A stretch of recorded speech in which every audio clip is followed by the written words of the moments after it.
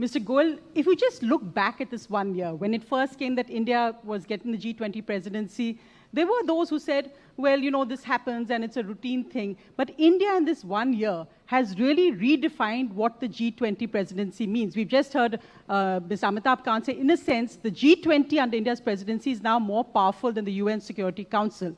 Is this a sign of India not accepting the current global way that multilateral organizations are run, that there has to be reform and India has to be the center stage of that reform when we look at global organizations? Well, very clearly, Prime Minister Modi, ever since 2014-15, when India played a very important role at the Paris summit, at COP21, and helped bring the world together to agree on the Paris declarations, has over the last several years taken a leadership role, bringing together the global south, the less developed countries, the developing and emerging economies, and provided voice to their aspirations and their future. We saw that on several forums. We saw that at the WTO MC12 held in Geneva last year, where an almost collapsed WTO ministerial was retrieved thanks to the guidance given by Prime Minister Narendra Modi, the leadership that we were able to demonstrate. And all of this centers around trust. What Prime Minister Modi has done is earned the trust for India from the rest of the world. And that trust is certainly the defining factor of our G20 presidency.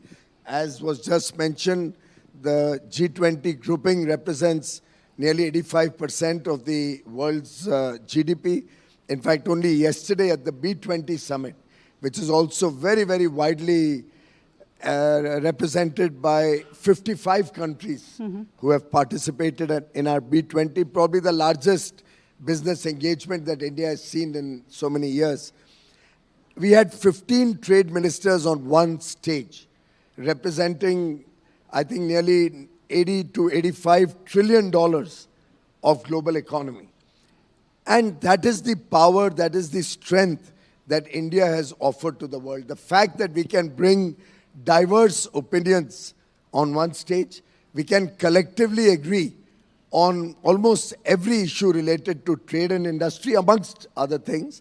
And the fact that despite all the challenges that the world is facing, India has been able to save and accept the geopolitical issue, bring convergence in all our tracks, convergence on issues, bring a new dimension to the future, and offer to the world a stage, a platform, which will help redefine the boundaries of world growth, redefine the potential of international trade.